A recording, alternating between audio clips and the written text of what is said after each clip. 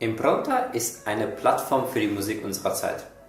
Eine Plattform, auf der sich Musiker, Komponisten und Arrangeure auf Augenhöhe treffen können.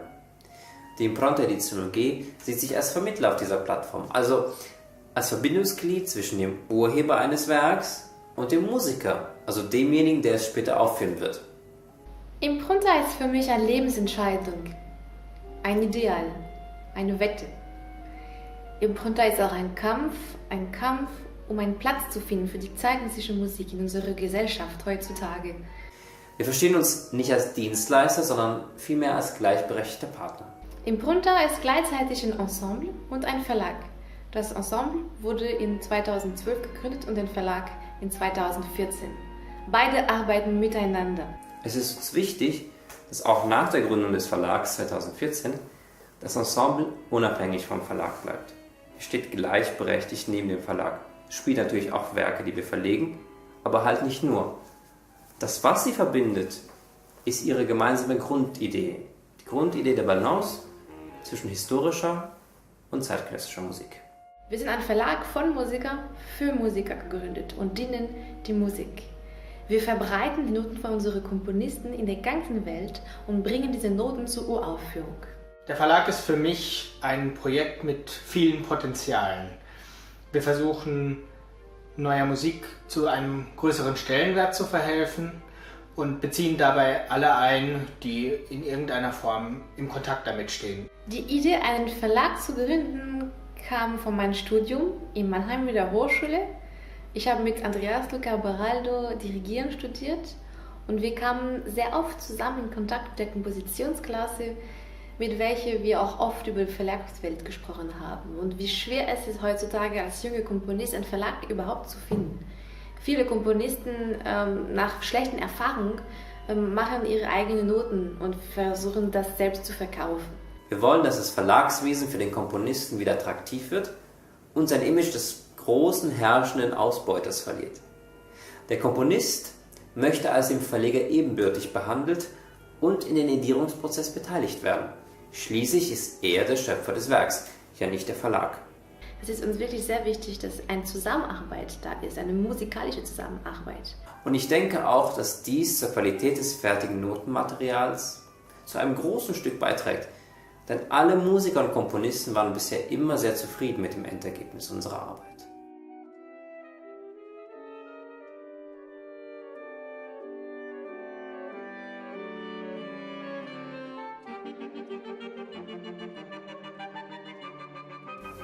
Für mich persönlich ist es sehr wichtig, nicht nur zeitgenössische Musik, sondern auch hochwertige Arrangements und Transkriptionen historischer Musik im Katalog zu haben.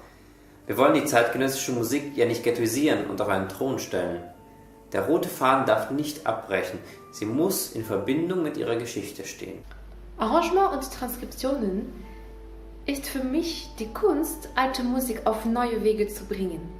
Und ich sage bewusst das Wort Kunst, weil es fragt sehr viel Technik und Wissen, um Arrangement und Transkription machen zu können. Es ist eine wichtige Verbindung zur Vergangenheit. Das Wort jetzt ist für mich eine Mischung zwischen Vergangenheit und Zukunft. Und das ist auch genau, was Arrangement und Transkriptionen sind. Ein Löffel Vergangenheit mit einer Prise Zukunft. Meine Aufgabe in der Vertriebssektor ist, die Noten von unseren Komponisten bekannt zu machen in der ganzen Welt, um dies zu verkaufen und zur Aufführung zu bringen. Ich muss die Neugier von den Musikern, die ich anspreche, erwecken. Und ich setze oft die Musiker und die Komponisten in Verbindung, weil es ist wichtig für mich, dass der Musiker, wenn es möglich ist, mit der Komponist an dem Werk arbeitet. Mein Ressort bei Impronta ist das Webhosting und zum Teil die Gestaltung von Drucksachen.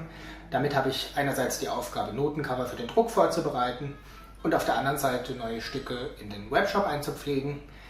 Daneben stehe ich aber auch immer im Austausch mit dem Team darüber, wie wir die Website ästhetischer gestalten können und die Nutzererfahrung verbessern können. Wie kam ich dazu, bei Impronta das Finanzressort zu übernehmen? Ich würde einfach sagen, ich war zur richtigen Zeit am richtigen Ort. Andreas und Jeanne, unsere beiden Gesellschafter, die hatten sich ja schon lange vorher darüber informiert, wie das so gehen könnte, einen Verlag zu gründen. Als Profimusiker haben die beiden ja auch umfangreiche Kenntnisse in diesen Bereichen Noten schreiben, Noten arrangieren und das auch dann aufzuführen. Sie hatten sich auch schon einiges Know-how angeeignet, wie man eben so einen Verlag gründet und welche Arbeiten damit verbunden sind. Den Andreas habe ich dann im Kirchenchor bei uns kennengelernt, das war 2012, da wurde er unser Chorleiter. Und hieraus ist dann auch schnell eine sehr gute Freundschaft entstanden und da war es, glaube ich, sehr naheliegend, mich, der vom Beruf Bankkaufmann ist, zu fragen, ob ich eben bei der Verlagsgründung helfen könnte und dann auch das Finanzressort übernehme. Das habe ich dann zwar im Mai 2014 auch getan, wir haben den Verlag gegründet, ich habe das Finanzressort übernommen und meine Aufgaben heute bestehen einfach darin, Rechnungen zu schreiben, die Zahlungseingänge zu überwachen, die Bilanzen der Unternehmergesellschaft zu schreiben, alle steuerlichen Belange zu erfüllen und, was nicht zu vergessen ist, auch alle rechtlichen Belange des Verlages in Abstimmung mit der Geschäftsführung zu übernehmen.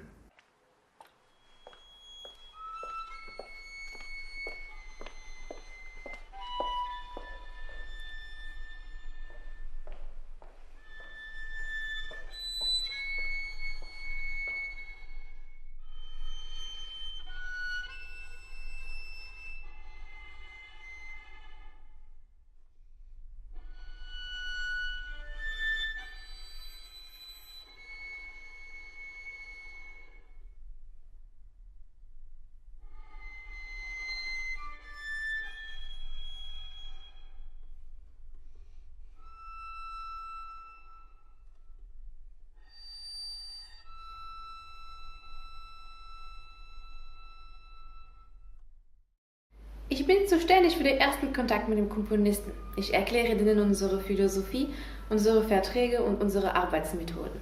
Andreas diskutiert mit denen die Ästhetik der Noten, der Format und die ganzen Details, was mit Layout zu tun hat. Die Kommunikation ist ein sehr wichtiger Aspekt in die Beziehung von Komponist und Verlag.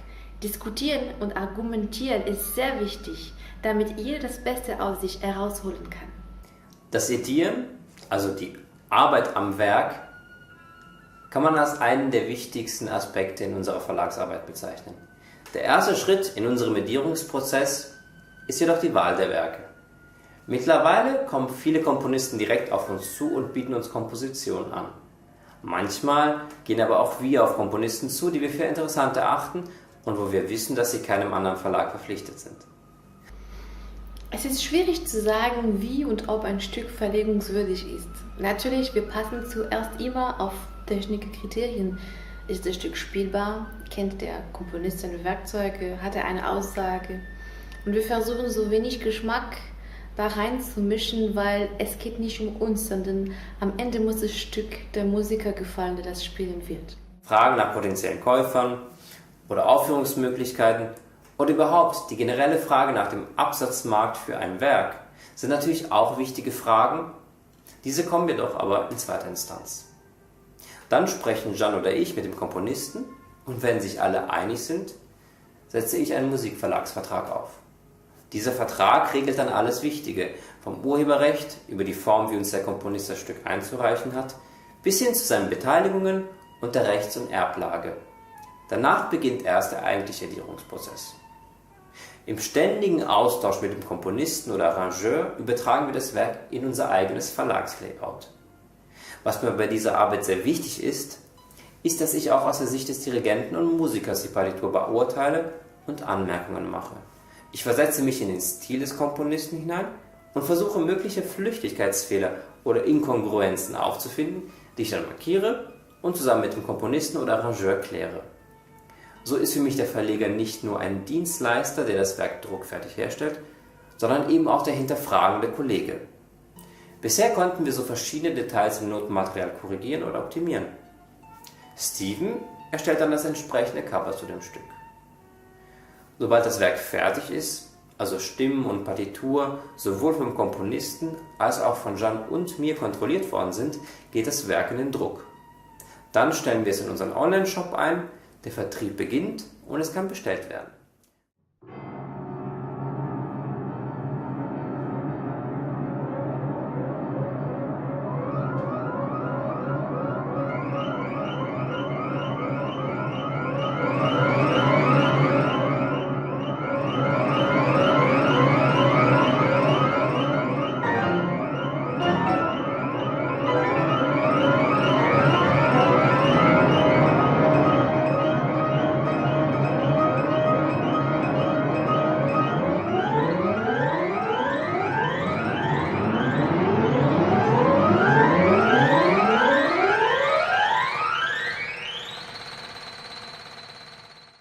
Ich war schon positiv erstaunt, als ich die ersten Noten unseres Verlages in der Hand gehalten habe.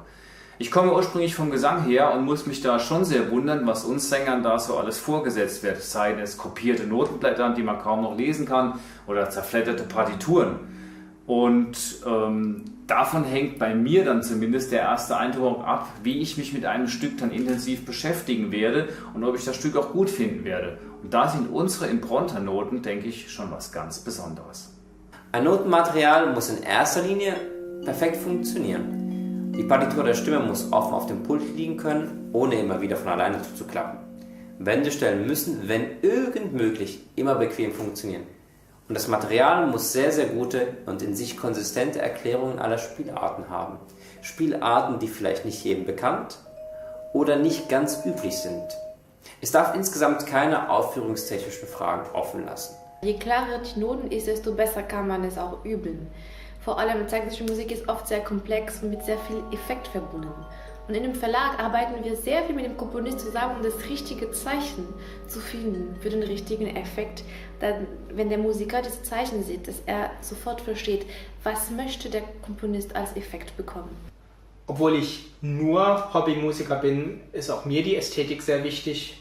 Ich habe schon aus verschiedenen Editionen gespielt und da war der Einfluss auf das Spielgefühl und die Entfaltungsmöglichkeiten groß.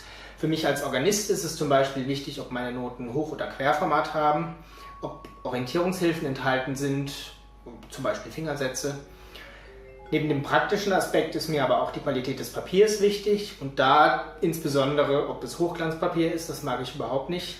Ich hatte schon Probleme, teilweise je nach Lichteinfall Noten zu lesen. Und das bereitet dann natürlich bei einem Konzert große Probleme. Für mich sind eine Noten richtig, wenn ich ja sofort weiß, was die Idee, die klangliche Idee vom Komponist ist. Und Aspekte wie Größe der Noten muss auch groß genug sein, wenn es auf meinem Pult ist. Oder auch, wo blättert man? Oft hat man Noten, man blättert mitten in einem Satz. Und wenn es so gelegt ist, dass ich dann genau bei meiner Pause blättern kann, ist natürlich eine große Hilfe. Und wenn Noten gut aussehen, habe ich auch mehr Lust, diese Noten zu entdecken.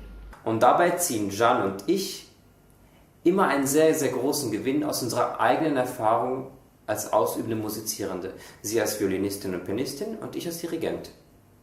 Ein Notenmaterial, das praktikabel ist, zeugt vom Respekt für den ausübenden Musiker, für denjenigen, der ja schließlich das Werk zum Leben erweckt.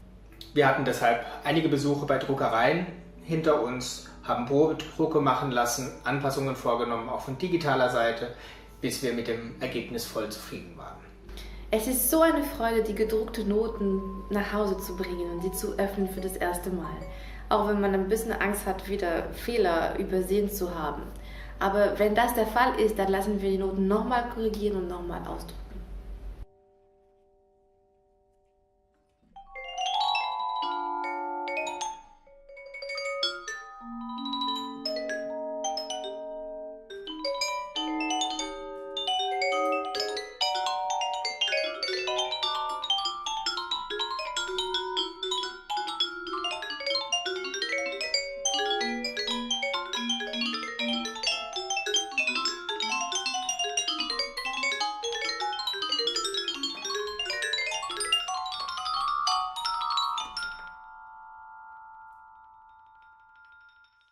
Das digitale Zeitalter bringt natürlich auch in unserem Markt Veränderungen mit sich, bedeutet aber keineswegs das Aussterben des Papiers als Medium. Wir dürfen als Verlag die Digitalnoten nicht ignorieren. Deswegen mit Impronta arbeiten wir und verlegen wir unsere Noten mit unserem Partner Guido an japanische Notenpad. Jeder muss einfach nur abwägen, in welchen Situationen was am besten ist. Ich kann nachvollziehen, dass es für Verlage insbesondere in der Anfangszeit eine große Herausforderung war, der Übergang zum digitalen Druck und auch zu digitalen Formaten. Ich persönlich als Hobbymusiker schätze die Haptik von Papiernoten sehr. Ich mag es, wie sie sich abnutzen und ich mag es, meine Eintragungen noch mit Bleistift zu machen und sie wegzuradieren. Ich kann aber auch verstehen, dass viele Musiker das anders sehen. Die Vorzüge von digitalen Noten liegen auf der Hand. Wie auf einem E-Book-Reader kann ich auf einem digitalen Gerät sehr viele verschiedene Werke abspeichern, ohne viele schwere Partituren mit mir herumschleppen zu müssen. Das Gute daran ist, man kann mit dem Fuß blättern, wenn man auch zeitgenössische Musik spielt, wo man gerade sehr viele schwere Sachen zu spielen hat, hat man nicht immer Zeit zu blättern und oft kann man diese Musik auch nicht auswendig spielen. Was auch gut ist, wenn ich mit dem Orchester und mit dem Ensemble arbeite, ich kann auf meinen Notenpad Notizen machen und diese Notizen an alle schicken. Dann kriegen alle die gleichen Notizen, die ich gemacht habe. Deshalb haben wir uns entschieden, neben dem klassischen Papiernotenformat auch für digitale Lesegeräte zu verlegen. Und natürlich für die Papier- und Bleistiftliebhaber, wo ich auch selbst gehöre, gibt es immer noch bei uns die alten, guten, schönen Papiernoten. Es wird immer einen Markt für Papiernoten, aber eben auch einen für digitale geben. Ich finde es wichtig, dass wir da beide Optionen fahren und das Verlag flexibel bleiben. Und wenn wir das unseren Kunden klar machen können, dann sehe ich in Zukunft auch für einen Papiernotenverlag, gerade im zukunftsträchtigen Markt der neuen Musik, sehr, sehr gute Zeiten.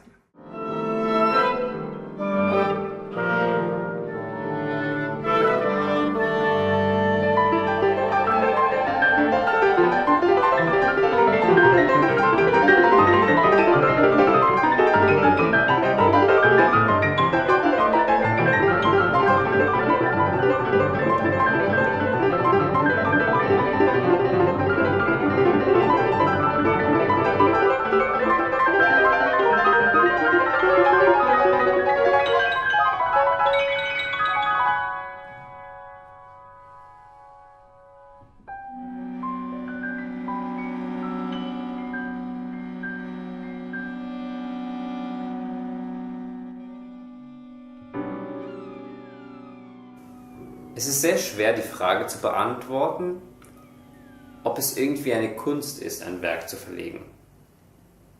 In gewisser Hinsicht ist es eine Kunst, sich in den Musiker hineinzuversetzen, der später das Werk aufführen wird. Denn nicht bei jedem Werk ist die Balance der Kriterien an ein perfektes Notenmaterial gleich. Von Werk zu Werk muss man dies immer wieder ausloten.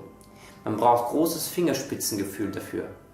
Jedes Werk bringt Besonderheiten mit sich und stellt einen immer wieder vor neuen Herausforderungen.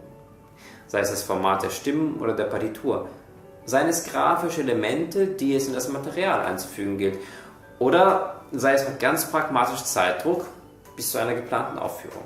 Noten zu verlegen ist eine Verantwortung, die ich sehr gerne trage. Es ist natürlich immer schwierig, sich zu entscheiden, welche Noten man verlegen will und welche nicht. Was ich sehr schätze, ist die Zusammenarbeit mit dem Komponisten, wo wir mit Andreas zusammen entscheiden, kann man diese Zeichen so lassen, kann man es verbessern, kann man es klarer machen. Und da rein können wir unsere Musikerfahrung bringen. Außerdem muss eine neutrale, jedoch sehr aussagekräftige Optik gefunden werden. Sie soll den Verlag nämlich wiedererkennbar machen, aber durch ihre Neutralität unvoreingenommenen Zugang zum Werk und zum Komponisten ermöglichen. Das richtige Händchen hier zu haben, ist nicht immer ganz einfach, aber eine Herausforderung, die uns immer viel Spaß bereitet. Wir wollen und wir versuchen, ein breites Publikum anzusprechen, von Laienmusiker bis zum Profimusiker. Die neue Musik ist nicht nur für Profimusiker gedacht.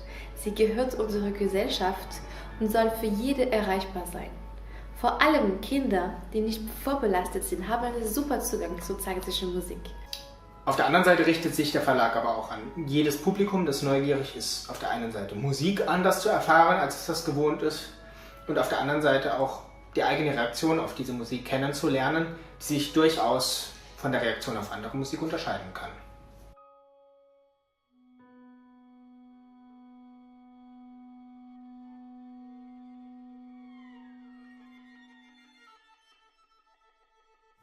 Viele fragen mich, wozu das Ganze? Wofür brauchen wir neue Musik?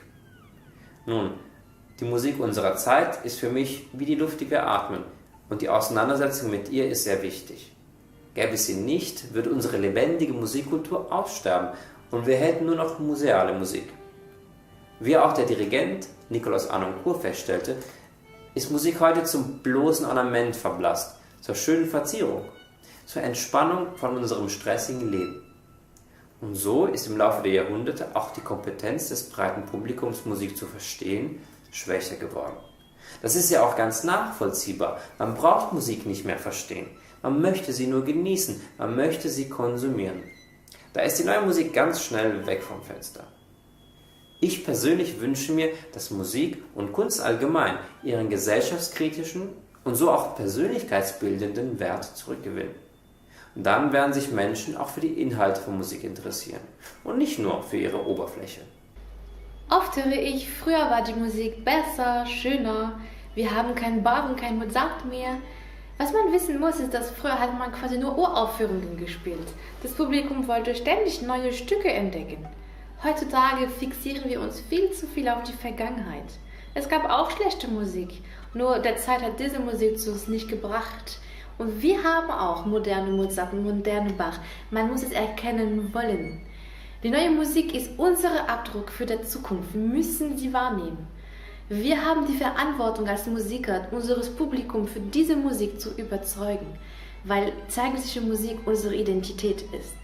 Aber da müssen sich auch der Musiker, der Komponist und der Musikmarkt an die Nase packen. Wir produzieren heute sehr viel auf die breite Masse zugeschnittene Musikware. Die Musik driftet von der Kunst zur Dienstleistung ab. Eine Dienstleistung, die Schönes liefern soll. Und um zu verkaufen und zu überleben, gibt sich der Musikmarkt halt auf. Der Bildungsauftrag von Kunst geht so fast gänzlich verloren. Deswegen ist es sehr wichtig, die Musik unserer Zeit aufzuführen, die Komponisten herauszusuchen, die wirkliche Inhalte vermitteln und sich nicht zeitgenössischen Musikfloskeln hingeben und sie dem Publikum nahezubringen. Wir müssen sie ihnen erklären und ihnen zeigen, welche für sie individuell relevanten Aspekte in ihr versteckt sein könnten. Wir sollten Lust auf neue Musik machen, dem Publikum die Chance geben, neue Musik zu hören und zu verstehen. Wenn wir also die Musik unserer Zeit aus dieser Diskussion ausblenden, haben wir ganz schnell verloren. Bevor ich angefangen habe, im Verlag mitzuarbeiten, hatte ich ehrlich gesagt keinen oder kaum Kontakt zu neuer Musik. Jedenfalls habe ich es nicht als eigene Form irgendwie wahrgenommen. Dann habe ich aber das Vergnügen gehabt, bei einer Konzertreise dabei zu sein. Da ging es mit dem Ensemble Impronta nach Trient und da standen einige Uraufführungen auch auf dem Programm. Und was ich da gemerkt habe, war auch neue Formen meiner eigenen Reaktion auf diese Musik kennenzulernen. Ich kannte mich bei der Reaktion auf Musik so nicht. Als Sänger komme ich ja vom Chorgesang her und vom Musical und das war für mich eine ganz neue Welt, plötzlich bei Impronta neue Musik zu hören. Und es ergab sich auch ziemlich schnell, dass wir mit dem Ensemble Impronta dann auch ein Stück aufgeführt haben von einem Komponisten, den wir auch verlegen, Alessio Elias, war das Credo von ihm. Und es war eine komplett neue Erfahrung für mich, neue Musik einzuproben. Ganz andere Noten, ganz andere Bewegungen und für mich als Tenor auch sehr, sehr hohe Stellen, die ich so noch nicht gewohnt war, an einem Wochenende einstudiert, abends aufgeführt und es war einfach ein toller Erfolg und hat einfach meinen Horizont, was neue Musik angeht, sehr, sehr geweitet. Die Symbiose zwischen meinen Tätigkeiten als Dirigent, Verleger und Arrangeur erachte ich als eine sehr fruchtbare, denn jedes Feld bereichert dort immer wieder das andere. Das Auge, das pragmatische Auge und praxisorientierte Denken des Dirigenten schulen den kritischen, verlegerischen Blick auf eine Partitur. Und wiederum das verlegerische Auge, also das Analysieren von eventuellen Fehlern, das sich hineinversetzen in den Stil des Komponisten, bereichern die kritische Distanz und das Hinterfragen der Partitur, wenn ich Dirigent bin. Nicht immer alles ist korrekt, was ich in einer Partitur finde. Ich muss halt nur ein Auge für diese Details entwickeln. Und vielleicht habe ich später sogar die Möglichkeit, mich mit den Komponisten darüber auszutauschen. Der Arrangeur in mir betrachtet ein Werk hingegen aus einer ganz anderen Perspektive. Das Arrangieren schult das innere Ohr auf immense Art und Weise. Die Klangvorstellung wird viel besser und man begegnet so in kritischerer Weise einer bestehenden Partitur, sei es als Dirigent oder als Verleger. Man hinterfragt immer, man hinterfragt Instrumentenkonstellationen oder dynamische Profile. Manchmal kommt es sogar vor, dass ich ein eigenes Arrangement von uns verlegt selbst dirigiere. Die Full Immersion sozusagen. Aber eigentlich bevorzuge ich es, wenn andere Leute meine Werke dirigieren. Man kann so wesentlich besser dem Probenprozess folgen und mit dem Arrangierohr zuhören. Das dirigentische Hören ist auch oft sehr pragmatisch und immer auf ein Endergebnis abzielend, auf eine Aufführung. Als Dirigent ist das Stück, was ich gerade dirigiere, immer das Beste der Welt. Das ist ganz, ganz wichtig, um in den Musikern die Spielfreude zu entfachen. Wenn ich Komponist oder Arrangeur bin, muss ich jedoch immer sehr kritisch mit meinem eigenen Produkt umgehen.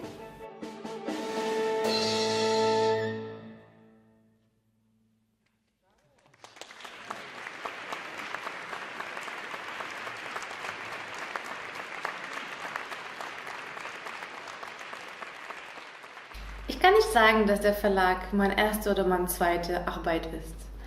Als Musikerin gehört einfach dem Verlag dazu. Und wenn ich unterwegs bin als Pianistin oder als Geigerin, ist der Verlag immer ein Rucksack. Ich bin stolz auf diese Fähigkeit. Und jede Note, die ich spiele, gucke ich mit Verlagsaugen. Manchmal finde ich Ideen, manchmal finde ich Sachen, die ich selbst in meinem Verlag nicht machen möchte. Die Verlagsarbeit ist eine Bereicherung für meine musikalische freiberufliche Tätigkeit. Am meisten bewegt mich die Atmosphäre, Teil von Impronta zu sein. Auch wenn viel Arbeit und Energie erforderlich ist, bis wir zufrieden mit dem Ergebnis sind, habe ich Spaß dabei, mit den Herausforderungen zu wachsen. Und ganz nebenbei arbeiten wir auch immer daran, der neuen Musik zu dem Stellenwert zu verhelfen, den sie verdient. Es ist für mich immer eine große Freude, mich zu treffen mit jungen Komponisten. Und wenn ich mit Freunden rede und höre, ja, ich würde gerne Mozart treffen, dann denke ich habe dieses Glück, heutzutage zu arbeiten mit Komponisten, die man vielleicht in 200 Jahren sich gerne treffen würde. Und diese Entdeckung von neuen Noten, die niemand bisher geöffnet hat, ist eine riesige Freude. Und wir haben die Verantwortung als Verlag, diese Noten zu schützen und in der Zukunft zu bringen.